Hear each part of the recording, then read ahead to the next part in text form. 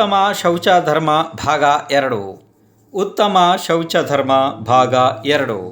ಶ್ರೀ ಋಷಭನಾಥರಿಂದ ವರ್ಧಮಾನರವರಿಗೆ 24 ತೀರ್ಥಂಕರರಿಗೆ ಜಯವಾಗಲಿ. ನನ್ನ ಸಮಸ್ತ ಗುರುಗಳಿಗೆ ಜಯವಾಗಲಿ. ನೀವು ನಿನ್ನೆ ಒಂದು ಭಾಗವನ್ನು ಕೇಳ್ಕೊಂಡು ಹೋಗಿದ್ದೀರಿ. ಅದರಲ್ಲಿ ಶೌಚ ಧರ್ಮದ ಬಗ್ಗೆ ನಡೀತಾ ಇತ್ತು. ಸಾಮಾನ್ಯವಾಗಿ ಹೇಳಬೇಕು ಅಂದರೆ ಇಲ್ಲಿ ಆತ್ಮನ ಭಾವನೆಗಳ ಶುದ್ಧತೆ ಏನಿದೆ, ಮನಸ್ಸಿನ ಶುದ್ಧತೆ, ಇದನ್ನೇ ಇಲ್ಲಿ ಶೌಚ ಧರ್ಮ ಎಂದು ಹೇಳಲಾಗಿದೆ. ಅದು ನಿನ್ನೆಯ ಭಾಗದಲ್ಲಿ ಸಾಕಷ್ಟು ಆ ಪ್ರಕಾರದಲ್ಲಿ ಹೇಳಿದ್ದಾಗಿದೆ. ಇದು 2ನೇ ಭಾಗ ನಡೀತಾ ಇದೆ. ಈಗ ಇದರೊಳಗಡೆ ಒಂದು ಉದಾಹರಣೆ ಹೇಳಬೇಕಾಗಿತ್ತು, ಅಲ್ಲಿಗೆ ಏನಾಯಿತು, ಅದು ಸಮಯ ಆಯಿತು ಅಂತೇಳಿ ನೀವು ಹೋದರೆ ಇದನ್ನೀಗ ನೇರವಾಗಿ ಇಲ್ಲಿ ಹೇಳಲಾಗುತ್ತದೆ. ಕೇಳ್ರಿ, ಬಹಳ ಮಹತ್ವಪೂರ್ಣ ಇದು ಘಟನೆ ಇದೆ. ಇದು ಚತುರ್ಥ ಕಾಲದಲ್ಲಿ ನಡೆದಂತಹ ಘಟನೆ, ಅಂದರೆ ತೀರ್ಥಂಕರರ ಕಾಲದಲ್ಲಿ ನಡೆದಂತಹ ಘಟನೆ ಇದೆ ಇದು. ಆವಾಗ ಯಮಪಾಲ ಅಂತ ಹೇಳಿ ಒಬ್ಬ ಚಾಂಡಾಲ ಮನುಷ್ಯ ಇದ್ದ. ಚಾಂಡಾಲ ಮನುಷ್ಯನ ಕೆಲಸ ಏನಿರ್ತದೆ ಹೇಳ್ರಿ? ಯಾರನ್ನಾದರೂ ಆ ಸ್ಮಶಾನದಲ್ಲಿ ತಗೊಂಡೋಗಿ ನೇಣು ಹಾಕೋದು, ತಲೆ ಕಡಿಯೋದು, ಇದು ಅವನ ಕೆಲಸ. ಇವನು ಚಾಂಡಾಲ ಇದ್ದ. ಇವನ ಹೆಸರಿತ್ತು ಯಮಪಾಲ. ಆ ಯಮಪಾಲ ಚಾಂಡಾಲನಿಗೆ ಒಂದು ಸಲ ಒಂದು ವಿಷಯುಕ್ತವಾದ ಹಾವು ಕಚ್ಚಿಬಿಡ್ತು. ತಕ್ಷಣವೇ ಯಮಪಾಲ ಚಾಂಡಾಲ ಪ್ರಜ್ಞೆ ತಪ್ಪಿ ನೆಲಕ್ಕೆ ಉರುಳಿದ. ಅವನ ಮನೆಯವರು ಅವ ಸತ್ತ ಅಂತ ಹೇಳಿ ತಿಳಿದು ಅವನ ಮನೆಯವರು ಮತ್ತು ಸಂಬಂಧಿಕರು ಎಲ್ಲರೂ ಸೇರಿ ಅವನನ್ನು ಸ್ಮಶಾನದಲ್ಲಿ ತಗೊಂಡು ಹೋಗಿ ಹಾಕಿಬಿಟ್ರು. ಯಾಕೆಂದರೆ ಚತುರ್ಥ ಕಾಲದಲ್ಲಿ ಹೆಣಗಳನ್ನು ಹುಗಿಯೋದು, ಸುಡುವ ವ್ಯವಸ್ಥೆ ಇರಲಿಲ್ಲ. ಸ್ಮಶಾನದಲ್ಲಿ ತಗೊಂಡೋಗಿ ಬಿಟ್ಟು ಬರ್ತಿದ್ರು. ಇದೊಂದು ಬಿಂದು ನೆನ್ಪಿಟ್ಕೊಳ್ರಿ. ಅದೇ ಸ್ಮಶಾನದಲ್ಲಿ ಅಂದರೆ ಅವರು ಹಾಕಿ ಹೋಗ್ಬಿಟ್ರು ಈ ಹೆಣವನ್ನು. ಅಂದರೆ ಹೆಣ ಅಲ್ಲ, ಇವನಿನ್ನು ಸತ್ತಿಲ್ಲ, ಇವನು ಹಾಕಿ ಹೋಗ್ಬಿಟ್ರು. ಅದೇ ಸ್ಮಶಾನದಲ್ಲಿ ಸರ್ವೌಷಧಿ ವೃದ್ಧಿದಾರಿ ಒಬ್ಬರು ದಿಗಂಬರ ಮುನಿರಾಜರು ವಿರಾಜಮಾನ ಇದ್ದರು. ಆವಾಗ ಅಲ್ಲಿ ಗಾಳಿ ಬೀಸೋದಕ್ಕೆ ಪ್ರಾರಂಭ ಆಯಿತು. ಅವರಿಂದ ಸ್ಪರ್ಶ ಆಗಿ ಬಂದಂತಹ ಗಾಳಿ, ಅಂದರೆ ಮುನಿಗಳಿಗೆ ಸ್ಪರ್ಶಿತ ಆಗಿ ಬಂದಂತಹ ಗಾಳಿ ಈ ಯಮಪಾಲ ಚಾಂಡಾಲನ ಶರೀರವನ್ನು ಕೂಡ ಸ್ಪರ್ಶ ಮಾಡಿಬಿಡ್ತು. ಅದರಿಂದಾಗಿ ಯಮಪಾಲ ಚಾಂಡಾಲ ಎದ್ದು ಕೂತ. ಅಲ್ಲಿ ಎದ್ದು ಕೂತಾಗ ದಿಗಂಬರ ಮುನಿಗಳು ಅಲ್ಲಿ ಸ್ವಲ್ಪ ದೂರದಲ್ಲಿ ಕಾಣ್ತಾ ಇದ್ರು. ಅಷ್ಟು ಬಿಟ್ಟರೆ ಇನ್ನು ಯಾರೂ ಇರಲಿಲ್ಲ ಆ ಸ್ಥಳದಲ್ಲಿ. ಆವಾಗ ಅವನಿಗೆ ತಾನೇ ಎಲ್ಲ ತಿಳುವಳಿಕೆಗೆ ಬಂತು. ಇವರ ಕೃಪೆಯಿಂದನೇ ನಾನು ಹೀಗೆ ಉಳಿಯೋದಕ್ಕೆ ಸಾಧ್ಯ ಆಯಿತು ಅಂತ ಹೇಳಿ ಎಲ್ಲ ಗೊತ್ತಾಯಿತು. ಆವಾಗ ಅವರಿಗೆ ಸಾಷ್ಟಾಂಗ ನಮಸ್ಕರಿಸಿ, ನಿಮ್ಮಿಂದಾಗಿ ನನ್ನ ಪ್ರಾಣ ಉಳಿದಿದೆ. ಹೇ ಗುರುದೇವ, ನನಗೆ ಒಳ್ಳೆಯದಾಗುವಂಥದ್ದು ಏನಾರು ಒಂದು ಸ್ವಲ್ಪ ಹೇಳಿ. ನಾನು ಅತಿಯಾದ ಪಾಪಿ ಜೀವ ಇದ್ದೀನಿ. ನನ್ನ ಉತ್ಪತ್ತಿಯೇ ಪಾಪದಲ್ಲೇ ಆಗಿದೆ, ಕೆಲಸ ಕೂಡ ನನ್ನದು ಪಾಪದ್ದೇ ಇದೆ. ನನ್ನನ್ನು ಏನಾರು ಉದ್ಧರಿಸಿ ಅಂಥೇಳಿ ಬೇಡಿಕೊಂಡ ಈ ಯಮಪಾಲ ಚಾಂಡಾಲ. ದಿಗಂಬರ ಮುನಿರಾಜ್ ಅವಧಿ ಜ್ಞಾನದಿಂದ ಸಂಪನ್ನರಿದ್ದರು, ಅನೇಕ ವೃದ್ಧಿಗಳಿಂದ ಸಂಪನ್ನರಿದ್ದರು. ಅವರಿಗೆ ಇವನ ಯೋಗ್ಯತೆ ಗೊತ್ತಿತ್ತು. ಇವನು ಏನು ಮಾಡಲು ಸಾಧ್ಯ, ಏನು ಮಾಡಲು ಸಾಧ್ಯ ಇಲ್ಲ. ಅದನ್ನು ತಿಳಿದು ಅವರು ಚತುರ್ದಶಿಯ ದಿವಸ ನೀನು ಹಿಂಸೆ ಮಾಡಬೇಡ ಎಂದು ಹೇಳಿಬಿಟ್ರು. ಅದಕ್ಕೆ ಯಮಪಾಲ ಚಾಂಡಾಲ ಅತಿ ಸಂತೋಷದಿಂದ ಅದನ್ನು ಒಪ್ಪಿಕೊಂಡು ಬಿಟ್ಟ. ನೋಡಿ, ಅತಿ ನಿಕಟ ಭವ್ಯ ಜೀವಕ್ಕೆ ಎಷ್ಟು ಬೇಗ ಧರ್ಮ ಹಿಡಿದು ಬಿಡ್ತದೆ ನೋಡ್ರಿ, ಅಲ್ವಾ?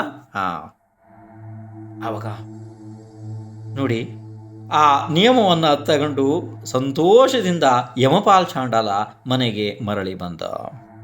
ಎಲ್ಲರಿಗೂ ಆಶ್ಚರ್ಯ ಆಯಿತು. ಯಮಪಾಲ ಚಾಂಡಾಲ ಮತ್ತೆ ಬದುಕಿ ಬಂದ. ಇದಾದ ನಂತರ ಹೀಗೆಯೇ ಅವನ ದಿನಗಳು ನಡೀತಾ ಇತ್ತು. ರಾಜನ ಆಜ್ಞೆಯಂತೆ ತಲೆ ಕಡಿಯೋದು, ನೇಣು ಹಾಕೋದು, ಇದೇ ಅವನದು ಕೆಲಸ ಆಗಿತ್ತು ಪಾಪ. ಆದರೆ ಒಂದು ಸಲ ಒಂದು ದಿನ ಹೀಗೆ ಬಂತು. ಆಸ್ಥಾನಿಕ ಪರ್ವ ಬಂತು. 8 ದಿವಸ, ಅಂದರೆ ಕಾರ್ತಿಕ್, ಆಷಾಢ, ಪಾಲ್ಗುಣ ಇದರಲ್ಲಿ ಬರ್ತದೆಲ್ಲ 8 ದಿವಸ ಆಸ್ಥಾನಿಕ ಪರ್ವ ಬಂತು.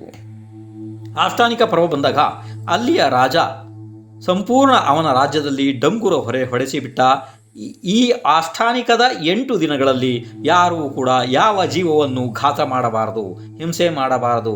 ಮಾಡಿದರೆ ಅವರಿಗೆ ನೇಣಿನ ಶಿಕ್ಷೆಯನ್ನು ಕೊಡುತ್ತೇನೆ, ಫಾಸಿ ಶಿಕ್ಷೆಯನ್ನು ಕೊಡ್ತೇನೆ ಅಂಥೇಳಿ ರಾಜ ಆಜ್ಞೆ ಮಾಡಿಬಿಟ್ಟ. ಆವಾಗ ಎಲ್ಲ ಕಸಾಯಿ ಖಾನೆಗಳು, ಅಂದರೆ ಎಲ್ಲೆಲ್ಲಿ ಜೀವಗಳನ್ನು ಘಾತ ಮಾಡ್ತಾರೆ ಅಂಥದ್ದು ಎಲ್ಲನೂ ಮುಚ್ಚಿಬಿಟ್ಟರು ಆ 8 ದಿನಗಳಲ್ಲಿ. ಆದರೆ ರಾಜನ ಮಗ ಪ್ರತಿದಿನ ಮಾಂಸಾಹಾರಿ ಇದ್ದ. ಅವನಿಗೆ ಒಂದೇ ಒಂದು ದಿನ ಮಾಂಸ ಇಲ್ಲದಿದ್ದರೂ ಕೂಡ ಸಂತೋಷ ಆಗುತ್ತಿರಲಿಲ್ಲ. ಆವಾಗ ರಾಜನ ಮಗ ರಾಜನದ್ದೇ ಒಂದು ಕುರಿಯನ್ನು, ಒಂದು ಉದ್ಯಾನವನದಲ್ಲಿ ಒಂದು ಕುರಿಯನ್ನು ಕೊಂದು ಹಸಿ ಮಾಂಸವನ್ನೇ ಹಾಗೆಯೇ ತಿಂದುಬಿಟ್ಟ ರಾಜನ ಮಗ. ಇದನ್ನು ದೂರದಿಂದ, ತೋಟವನ್ನು ಕಾವಲು ಕಾಯುವಂಥ ವ್ಯಕ್ತಿ ದೂರದಿಂದ ನೋಡಿಬಿಟ್ಟ. ಅವನು ಹೆದರಿ ಮನೆಗೆ ಓಡಿ ಹೋದ. ಯಾರೂ? ಆ ತೋಟ ಕಾಯುವಂಥ ವ್ಯಕ್ತಿ. ರಾತ್ರಿಯ ಸಮಯದಲ್ಲಿ ತನ್ನ ಹೆಂಡತಿಗೆ ಗುಟ್ಟಾಗಿ ಈ ವಿಷಯವನ್ನು ಹೇಳ್ತಾ ಇದ್ದ. ಅಯ್ಯೋ, ಇಂದೊಂದು ಘಟನೆ ನಡೆಯಿತು. ಅಲ್ಲಿ ನಮ್ಮ ಉದ್ಯಾನವನದಲ್ಲಿ ರಾಜನ ಮಗ ಹಿಂಗೆ ಅವನ ರಾಜಂದೇ ಕುರಿಯನ್ನು ಕೊಂದು ಹಸಿ ಮಾಂಸವನ್ನೇ ತಿಂತಾನೆ. ಹೀಗೆ ಗುಟ್ಟಾಗಿ ಹೇಳ್ತಾ ಇದ್ದಾನೆ ಹೆಂಡತಿಗೆ. ಯಾರು? ಆ ತೋಟವನ್ನು ಕಾಯುವಂತಹ ವ್ಯಕ್ತಿ. ಇದನ್ನು ಕೋತವಾಲ ಕೇಳಿಸ್ಕೊಂಡ್ರು. ರಾಜನಿಗೆ ಹೋಗಿ ಹೇಳ್ದ, ನಿನ್ನ ಮಗನೇ ಇದನ್ನು ಮಾಡಿರೋದು ಕೆಲಸ. ಆವಾಗ ರಾಜನಿಗೆ ಇಷ್ಟು ವಿಚಿತ್ರವಾದ ಸಿಟ್ಟು ಬಂತು. ತಕ್ಷಣವೇ ಇವನನ್ನು ಪಾಸಿಗೆ ಹಾಕಬೇಕು, ಯಮಪಾಲನನ್ನು ಕರ್ಕೊಂಬ ಹೋಗಿ ಅಂತ ಹೇಳಿಬಿಟ್ಟ. ಆವಾಗ 4 ಜನ ಸೈನಿಕರು ಯಮಪಾಲ ಚಾಂಡಾಲನ ಮನೆಗೆ ಹೋದರು. ಅವನು ಕರ್ಕೊಬರ್ಬೇಕಲ್ಲ, ಯಾಕೆಂದರೆ ಪಾಸಿ ಹಾಕೋನು ತಲೆ ಕಡಿಯೋನು ಅವನು ಚಾಂಡಾಲ ಇದ್ದಾನೆ. ಅಲ್ಲಿಗೆ ಹೋದರು. ಆವಾಗ ಸಣ್ಣದೊಂದು ಗುಡಿಸಲು ಇತ್ತು ಪಾಪ ಈ ಯಮಪಾಲ ಚಾಂಡಾಲನದ್ದು. ಅವನು ಗುಡಿಸಲ ಹೊರಗಡೆ ಕೂತ್ಕೊಂಡು ಸುಮ್ಮನೆ ಹಿಂಗೆ ನೋಡ್ತಾ ಇದ್ದ.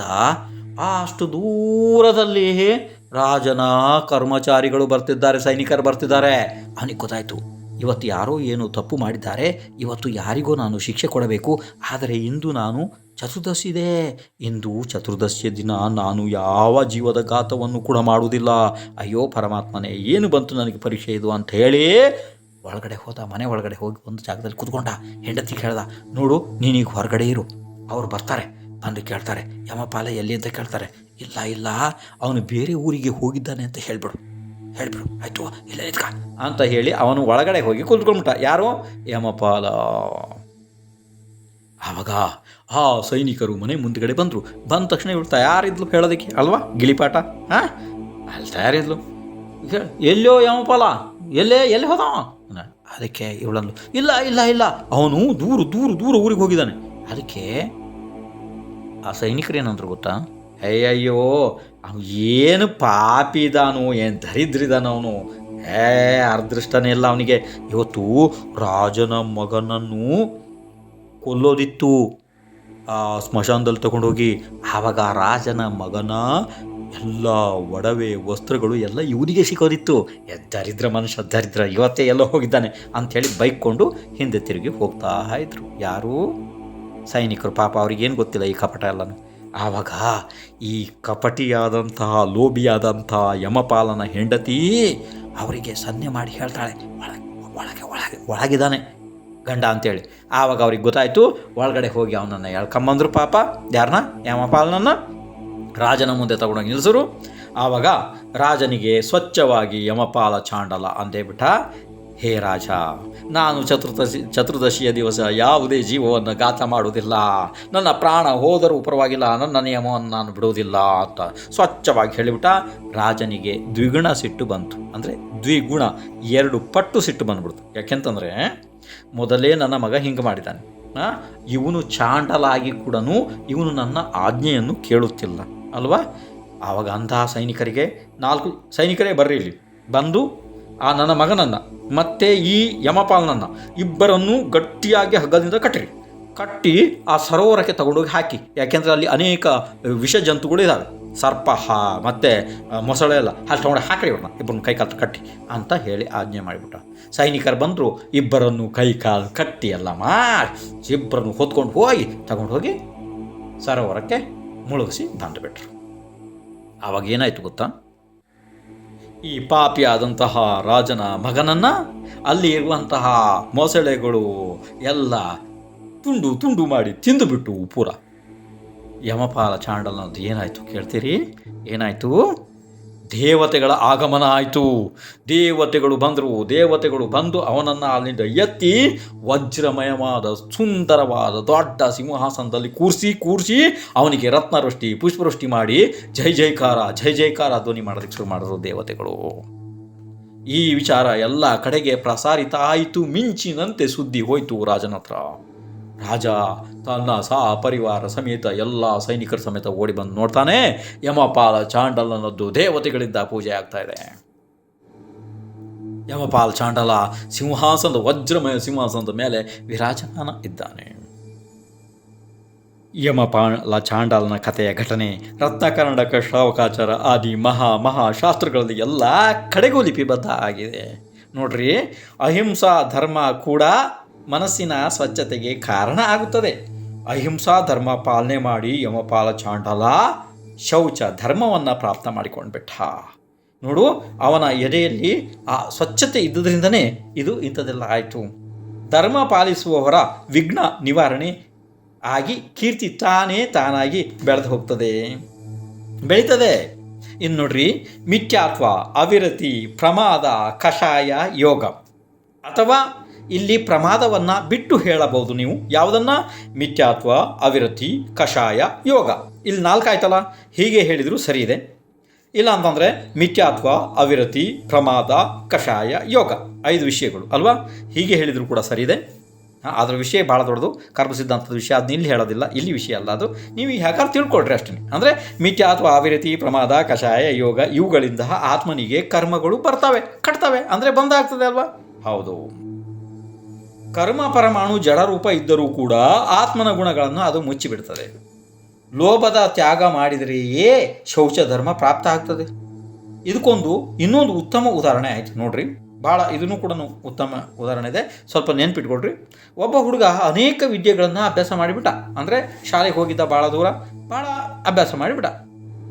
ಅಭ್ಯಾಸ ಮಾಡಿದ ನಂತರ ಅಭ್ಯಾಸಗಳೆಲ್ಲ ಮುಗಿದ ಮೇಲೆ ಮರಳಿ ಮನೆಗೆ ಬಂದ.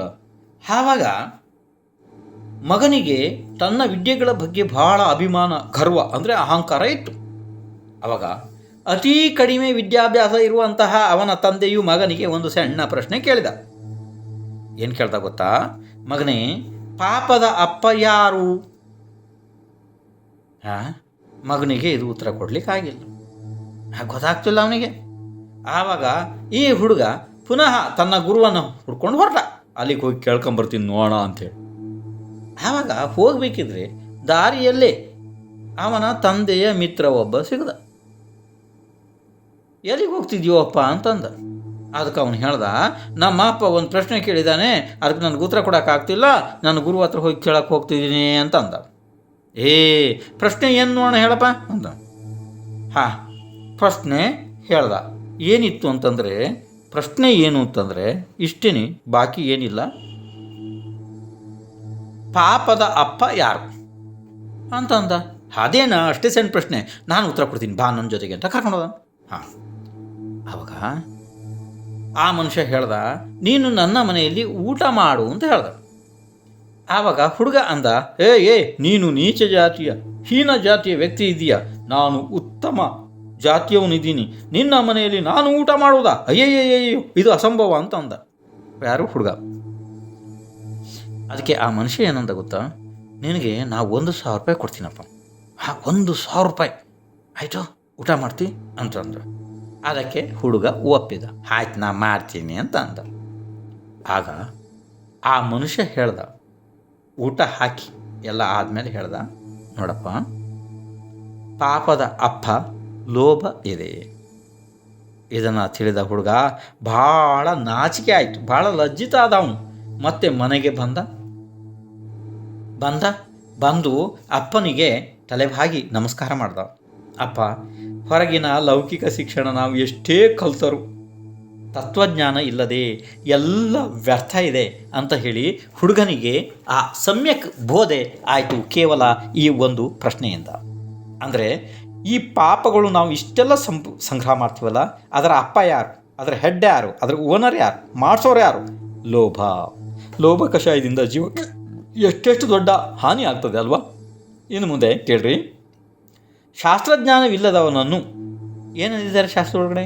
ಶಾಸ್ತ್ರಜ್ಞಾನ ಇಲ್ಲದವನನ್ನು ಕಣ್ಣಿದ್ದರೂ ಕುರುಡ ಅಂದಿದ್ದಾರೆ. ಅವನಿಗೆ ನೋಡು, ಈಗ ಜೀವ ರಕ್ಷಣೆ ಮಾಡಿಕೊಂಡು ಕೆಳಗಡೆ ನೋಡಿಕೊಂಡು ನಡೆಯುವುದು, ನೀರನ್ನು ಸೋಸಿ ಕುಡಿಯುವುದು, ಕಂದ ಮೂಲ ಆದಿಗಳನ್ನು ತ್ಯಾಗ ಮಾಡುವುದು, ಪ್ರತಿದಿನ ಜನದೇವರ ದರ್ಶನ, ಅಭಿಷೇಕ, ಅಷ್ಟದ್ರವ್ಯಾರ್ಚನೆ, ಸಂಯಮ, ದಾನ ಇವೆಲ್ಲನ ಲೌಕಿಕ ಶಿಕ್ಷಣದಲ್ಲಿ ಎಲ್ಲಿ ಸಿಗ್ತವೆ ಅಲ್ವಾ? ಸಿಗುವುದಿಲ್ಲ ಇವೆಲ್ಲ. ಯಾರು ಹಿಂದಿನ ಮತ್ತು ಮುಂದಿನ ಆಸೆಗಳಲ್ಲಿ ಅನಾಸಕ್ತರಿದ್ದಾರೆ, ಅಂದರೆ ಆಸೆ ಇಲ್ಲ, ಮತ್ತು ವರ್ತಮಾನದಲ್ಲಿಯೂ ಪ್ರಾಪ್ತವಾದಂತಹ ಭೋಗ ಸಾಮಗ್ರಿಗಳಲ್ಲಿ ಆಸೆ ಇಲ್ಲದೆ ಇರ್ತಾರೆ, ಅವರ ಹೃದಯದಲ್ಲಿ ಉತ್ತಮ ಶೌಚ ಧರ್ಮ ಇರ್ತದೆ. ಅವರು ಅದನ್ನು ಪ್ರಾಪ್ತ ಮಾಡ್ಕೊತಾರೆ. ಭಕ್ಷ್ಯ ಅಭಕ್ಷ್ಯ ವಸ್ತುಗಳ ವಿವೇಕ ಇರುವುದು, ಭೋಜನದಲ್ಲಿ ಲಂಪಟತನ ಇಲ್ಲದೇ ಇರುವುದು ಉತ್ತಮರ ಲಕ್ಷಣ ಇದೆ. ನೋಡಿ, ವಿಧಿಯುಕ್ತ ಭೋಜನ ಮಾಡುವುದು ಹೊಟ್ಟೆಗೆ ಭೂಷಣ ಇದೆ. ಸತ್ಪಾತ್ರ ದಾನ ಮಾಡುವುದು ಕೈಗಳಿಗೆ ಭೂಷಣ ಇದೆ. ಜಿನೇಶ್ವರರ ಸ್ತುತಿ ಮಾಡುವುದು ನಾಲಿಗೆಗೆ ಭೂಷಣ ಇದೆ. ತೀರ್ಥಯಾತ್ರೆ ಮಾಡುವುದು ಕಾಲುಗಳಿಗೆ ಭೂಷಣ ಇದೆ.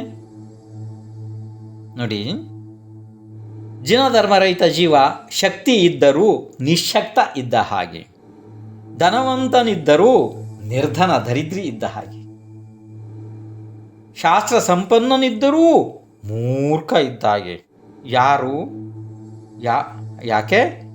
ಯಾಕೆಂದರೆ ಅವನಿಗೆ ಅಂದರೆ ಜಿನಧರ್ಮದ ಜ್ಞಾನರಹಿತ ಶ್ರದ್ಧೆರಹಿತ ಜೀವನಿಗೆ ಇವೆಲ್ಲ ಹಿಂಗೇನೆ, ಶಕ್ತಿ ಇದ್ದರೂ ವ್ಯರ್ಥನೆ, ಧನ ಇದ್ದರೂ ವ್ಯರ್ಥನೆ, ಶಾಸ್ತ್ರ ಗೊತ್ತಿದ್ರೂ ಕೂಡ ಮೂರ್ಖನೇ ಅವನು. ಅದೇನು ಉಪಯೋಗ ಆಗೋದಿಲ್ಲ ಅವನು, ಯಾಕೆಂದರೆ ಶ್ರದ್ಧೆ ಅಲ್ಲ ಅವನಿಗೆ. ಇನ್ನು ಮುಂದೆ ನೋಡಿ, ಅಹಿಂಸಾ ಧರ್ಮ ಪಾಲಕರ ವಿಘ್ನ ತಾನಾಗೆ ದೂರ ಆಗ್ತವೆ ಮತ್ತು ಕೀರ್ತಿ ಬೆಳೀತದೆ. ರಾಣಿ ಚೇಳನ ಇದ್ಲಲ್ಲ, ಅವರ ಮಗ ವಾರಿಷೇಣ ಅನೇಕ ಸಂಪತ್ತುಗಳ ಒಡೆಯ ಅಂತಂದರೆ ಅವರಿಗೆ 32 ಜನ ಅಪ್ಸರೆಯರಂಥ ಹೆಂಡತಿಯರು ಇದ್ದರು. ಆದರೂ ಕೂಡ ಮನಸ್ಸಿನಲ್ಲಿ ಯಾವತ್ತೂ ವಿರಕ್ತಿ ಭಾವನೆ ತುಂಬಿ ತುಳುತ್ತಾ ಇತ್ತು. ಒಂದು ದಿವಸ ಚತುರ್ದಶಿ ದಿವಸ ಸ್ಮಶಾನದಲ್ಲಿ ದಿಗಂಬರ ಮುನಿ ರೀತಿ ಇವರು ವಾರಿಷೇಣ ಮುನಿ ಆಗಿರಲಿಲ್ಲ, ಅವರು ತಪ ಮಾಡ್ತಾ ಇರಬೇಕಿದ್ರೆ, ಇನ್ನೂ ಮುನಿ ದೀಕ್ಷೆ ತಗೊಂಡಿರಲಿಲ್ಲ. ಕಳ್ಳ ಒಬ್ಬ ಅವರ ಕಾಲಿನ ಹತ್ರ ಒಂದು ಹಾರ ಬಿಸಾಡಿ ಓಡೋಗ್ಬಿಟ್ಟ. ಆದರೆ ಎಲ್ಲ ಸೈನಿಕರು ಹೋಗಿ ಇವನನ್ನೇ ವಾರಿಷೇಣನ್ನೇ ಹಿಡ್ಕೊಂಬಂದರು. ಈಗ ಕಳ್ಳನಾಗಿ ಕದ್ದು ಆ ರತ್ನಹಾರವನ್ನು ಅಲ್ಲೇ ಇಟ್ಕೊಂಡು ನಾಟಕ ಮಾಡ್ತಾ ಇದ್ದಾನೆ. ಈಗ ದಿಗಂಬರ ಮುನಿ ರೀತಿ ನಟಿಸ್ತಾ ಇದ್ದಾನೆ ಅಂತ ಹೇಳಿ ಅವರನ್ನೇ ಹಿಡ್ಕೊಂಡು ಹೋಗ್ಬಿಟ್ರು. ಯಾರನ್ನ? ವಾರಿಷೇಣನ.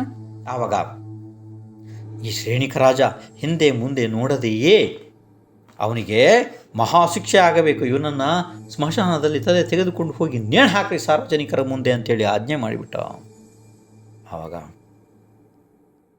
ಆವಾಗ ವಾರಿಷೇಣ ಮುನಿ ಅಂದರೆ ಇನ್ನವ್ರು ಮುನಿಯಾಗಿರಲಿಲ್ಲ, ವಿಚಾರ ಮಾಡ್ತಿದ್ದಾರೆ, ಇದು ಎಷ್ಟು ದೊಡ್ಡ ಕರ್ಮದ ಉದಯ ಇರಲಿ, ನಾನೇ ಕರ್ಮದ ಉದಯವೇ, ಅದು ಜಡರೂಪ ಇದೆ, ಶರೀರಕ್ಕೆ ಬಂದಿದೆ ಅಂತ ಹೇಳಿ ಆತ್ಮಚಿಂತನೆ ಮಾಡ್ತಿದ್ದಾರೆ.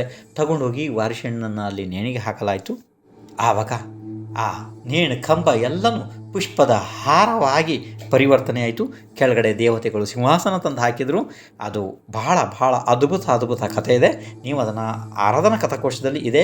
ಈಗ ಬೇಕಾದ್ರೆ ಅದು ಈಗ ನಮ್ಮ ಕಥೆಗಳಿದಾವಲ್ಲ, ಅದರಲ್ಲಿ ಹೋಗಿ ಕೇಳ್ರಿ, ಅದನ್ನು ಬಹಳ ವಿಸ್ತಾರವಾಗಿ ಅಲ್ಲಿ ಹೇಳಲಾಗಿದೆ. ಈಗ ಇಲ್ಲಿ ಅಷ್ಟು ಸಮಯ ಇಲ್ಲ. ಇದರಿಂದ ಏನು ತಿಳುವಳಿಕೆಗೆ ಬರ್ತದೆ ಅಂತಂದರೆ, ತನ್ನ ಆತ್ಮಸ್ವರೂಪವನ್ನು ತಿಳಿದರೆ ಜೀವಕ್ಕೆ ಸಂಸಾರದಿಂದ ಮುಕ್ತಿ ಸಿಗುವುದು. ಪರವಸ್ತುವಲ್ಲಿ ಆತ್ಮಸುಖದ ಕಲ್ಪನೆ ಮಾಡಿದರೆ ಸಂಸಾರದ ಬೆಳವಣಿಗೆ ಆಗ್ತದೆ. ಆತ್ಮನ ಸ್ವರೂಪ ಅನುಪಮವಾಗಿದೆ. ಶರೀರ ಆದಿ ವಸ್ತುಗಳು ಜಡ ಸ್ವಭಾವಿ ಇವೆ. ಇವರಿಂದ ಆತ್ಮನಿಗೆ ಯಾವ ಉಪಕಾರವೂ ಇಲ್ಲ. ಎಷ್ಟೇ ತೊಂದರೆಗಳು ಬಂದರೂ ಆತ್ಮಧರ್ಮ ಬಿಡಬಾರದು. ಅದಕ್ಕೆ ಒಂದು ಘಟನೆ ಆಯಿತು. ತಪಸ್ಸೇ ಧನ ಆಗಿರುವ ಒಬ್ಬ ದಿಗಂಬರ ಮುನಿಗಳು ಅಲ್ಲಿಗೆ. ಈಗ ಒಂದು ಕೆಲಸ ಮಾಡಿ, ಈ ಭಾಗದಲ್ಲಿ ಇದನ್ನು ಹೇಳಲಿಕ್ಕೆ ಆಗೋದಿಲ್ಲ, ಇನ್ನು ಮುಂದಿನ ಭಾಗ ಇದಕ್ಕೋಸ್ಕರ ಮಾಡೋದಕ್ಕಾಗಲ್ಲ. ಆದರೆ ಇಷ್ಟೇ ಇಲ್ಲಿಗೆ ಬಿಡ್ತಾ ಇದ್ದೀನಿ. ಈಗ ಇದಕ್ಕೋಸ್ಕರ ಸಣ್ಣ ವಿಷಯಕ್ಕೋಸ್ಕರ ಇನ್ನು ಮುಂದಿನ ಭಾಗ ಮಾಡಲಿಕ್ಕಾಗೋದಿಲ್ಲ. ಇಷ್ಟೇ ತಿಳ್ಕೊಳ್ರಿ, ಮನಸ್ಸಿನ ಸ್ವಚ್ಛತೆಯೇ ಇಲ್ಲಿ ಶೌಚಧರ್ಮ ಎಂದು ತಿಳಿಬೇಕಷ್ಟೇ. ಇದಕ್ಕೆ ಭಾಳ ಮಹತ್ವಪೂರ್ಣ ಘಟನೆ ಇತ್ತು, ಆದರೆ ಈಗ ಅದು ಬೇಡ, ಯಾಕೆಂದ್ರೆ ಸಮಯ ಆಗ್ತದೆ. ಇನ್ನು ನಾಳೆ ಇದಕ್ಕೋಸ್ಕರ ಒಂದು ಭಾಗವನ್ನು ಕ್ರಿಯೇಟ್ ಮಾಡಿ ಹೇಳೋದಕ್ಕಾಗಲ್ಲ. ಇದನ್ನು ಇಲ್ಲಿಗೆ ಬಿಟ್ಬಿಡೋಣ. ಆಯಿತು, ಒಳ್ಳೆಯದು. ಮನಸ್ಸಿನ ಸ್ವಚ್ಛತೆಯೇ ಅಂದರೆ ಭಾವನೆಗಳ ಸ್ವಚ್ಛತೆಯೇ ಇಲ್ಲಿ ಶೌಚಧರ್ಮ ಅಂತ ತಿಳಿದ್ರು ನೀವು ಸಾಕಾಗ್ತದೆ. ಆಯ್ತಿಲ್ಲ, ಈಗ ಸಮಯ ಆಗ್ತದೆ. ಹಾಗಾಗಿ ಇನ್ನು ನಾಳೆ ಮುಂದಿನ ಭಾಗ ಹೇಳ್ತೀನಿ. ಶ್ರೀ ಋಷಭನಾಥದವ್ರು ಮಾಡೋರಿಗೆ 24 ತೀರ್ಥಂಕರಿಗೆ ಜಯವಾಗಲಿ. ಆಯ್ತು, ಹೋಗ್ಬರ್ರಿ.